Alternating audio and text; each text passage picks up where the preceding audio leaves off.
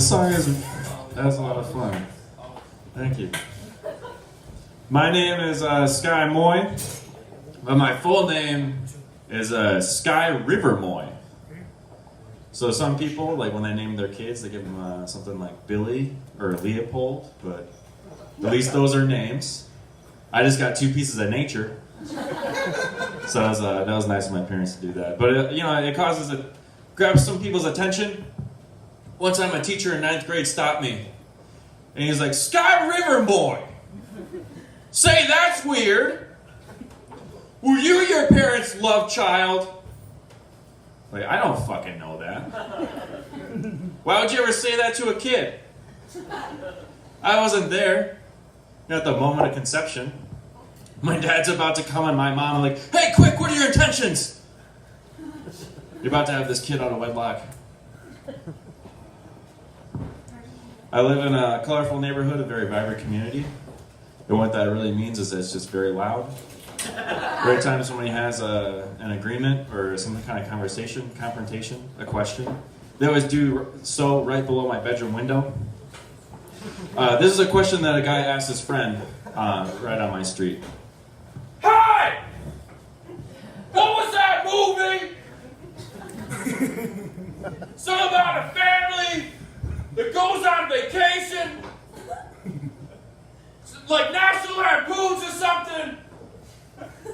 Chevy Chase, John Candy, Director of Photography Tech Fujimoto? What was it? You're so fucking close! How could you not put that together?" Also, my neighborhood is a restaurant that exclusively sells soup because they want a high profit margin. But they have this type of soup. It's a variation on the Italian wedding soup. I don't know if you're familiar, but it's like a traditional Italian soup. But they make it their own. Instead of calling it Italian wedding, they call it Italian divorce. Like, that's a pretty heavy title, like, for a lunch menu item. I was like, I don't really want to eat divorce. I was like, I think it tastes pretty fucking bitter. It's like, why do we gotta involve attorneys and like on this entree here? And I think it's weird. Like they keep going with that concept. Like they have Italian divorce soup, but they also have a New England joint custody chowder. And things just get awkward. Like, you know, like the soup's only served every other weekend.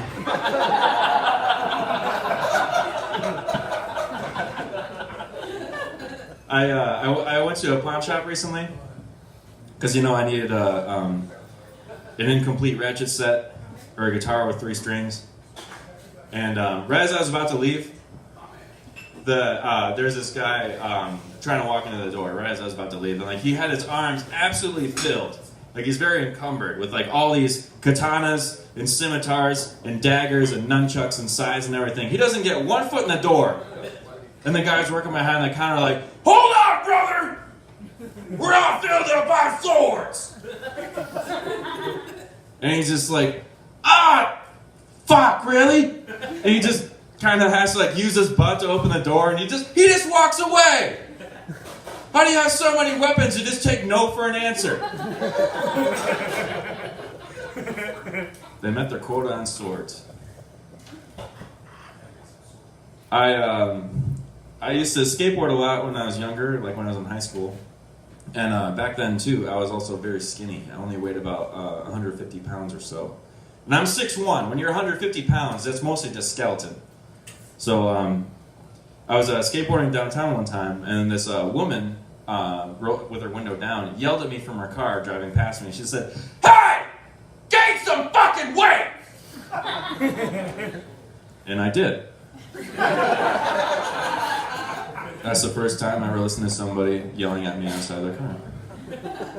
The second time was when I was waiting for the bus, as comics do from time to time. And I was just waiting for the bus, and this white SUV pulls up, and they had it was like an Escalade or something with like tinted windows, and they roll the windows down, and they said, "How much for that dick?" Totally unprompted. I was just sitting there reading. I was like, "Excuse me?" And like they drove away before I could say anything, and I was really frustrated. I didn't get to give them like a comeback or anything. Like, fuck you! Like I lost my chance. You know? But I'm trying to figure out what they're trying to achieve. Like one, they're probably just assholes. You know? They're just going around yelling at people on the street like that. Or two, they were a sect of guerrilla warfare style feminists trying to give you an experience of what it's like to be a woman on the street every day. And it's not fun, it's hurtful, you know, people harassing you like that. I'm not an object. And, or three, they're actually trying to solicit sex from me. How much for that dick? Well, I'm not sure. I haven't really had it appraised yet. How much do you got?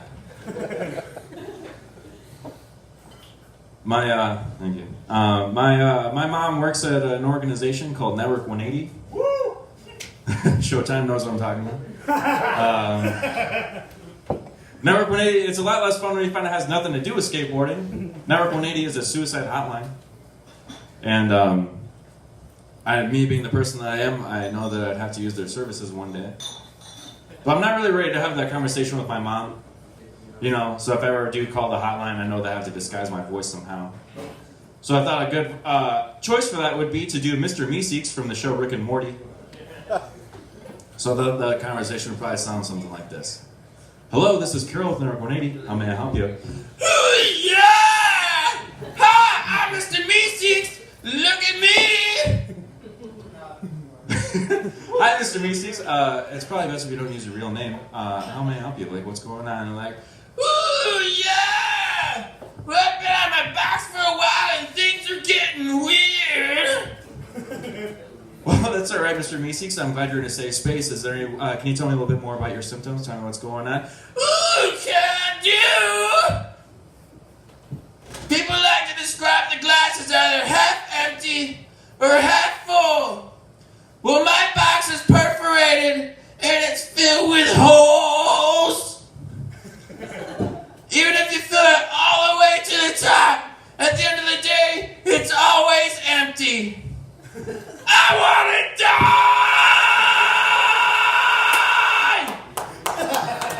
Thank you very much. My name is Sky Moy.